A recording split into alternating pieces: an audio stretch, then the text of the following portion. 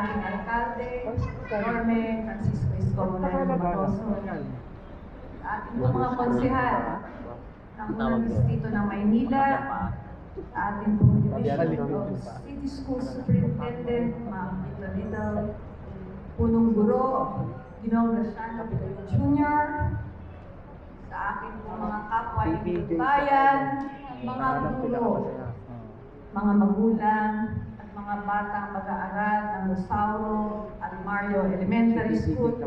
Isang magandang umaga po sa inyong lahat. Good morning! Good morning!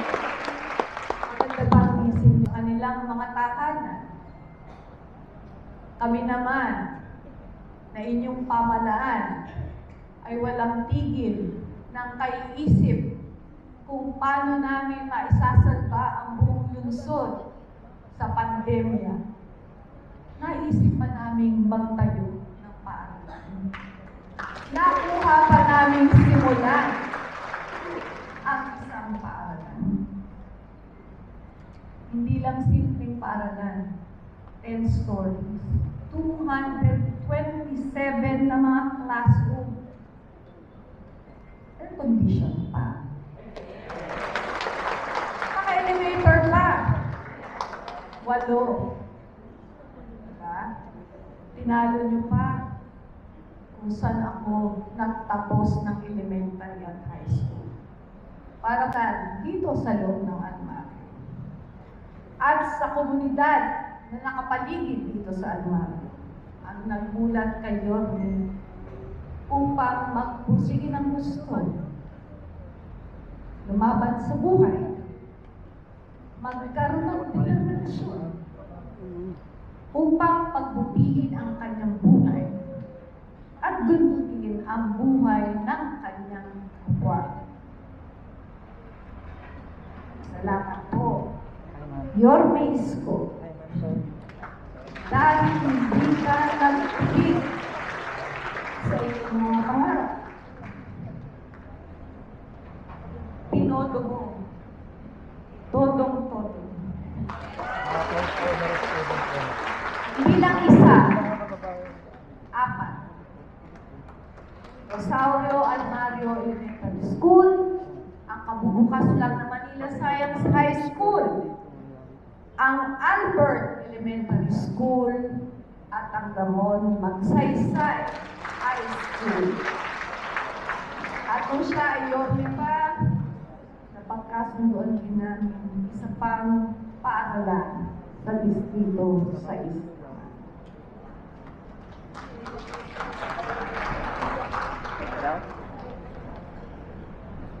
Lahat naman po, Yorme, ng iyong sinimulan, pinagpatuloy pa rin natin. Siguro, yun po ay dahil sa tama po ang ating punong guro na kapag iisa lang ang vision at mission ng mga naglilingkod, hindi imposible ang mga bagay-bagay. Siguro yan din po ang kagandahan na ang pagsasama-sama ay hindi pang-politika lamang.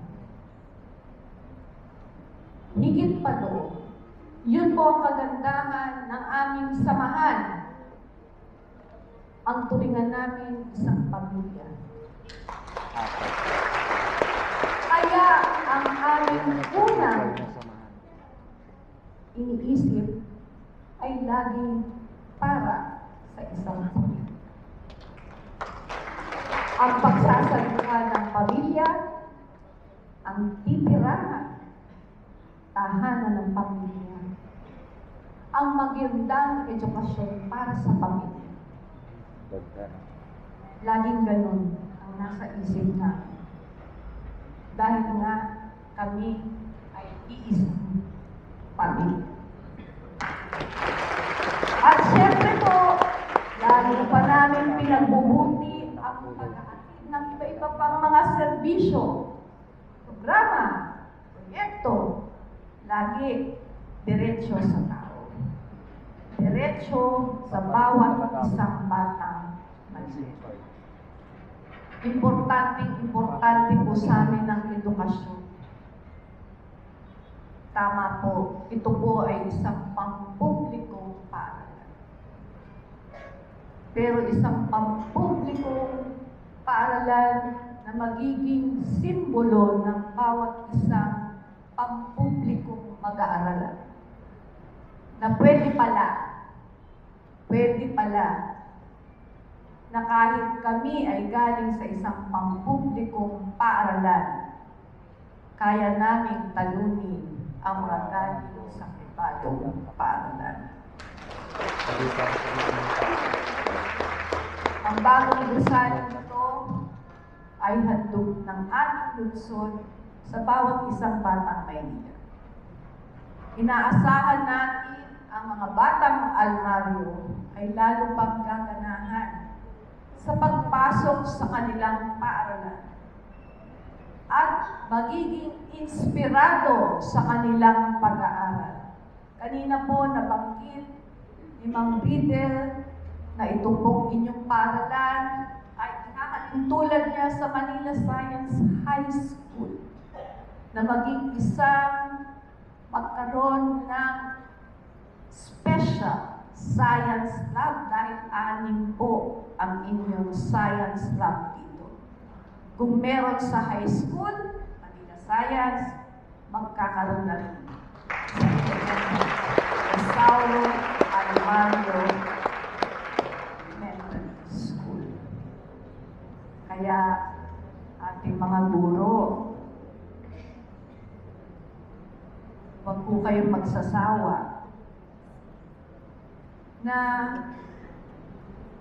magturo at mag-aral din. Sabi nga nila, wala namang katapusan ng pag-aaral. Wala namang pong edad para sa pagtatapos ng pag-aaral. It is a continuous process. At alam ko po, dahil sa pagmamahal din nyo sa mga batang almaryo, gagawin nyo ang lahat para sa kanila. Dahil ang kanila pong tagumpay ay tagumpay ninyo.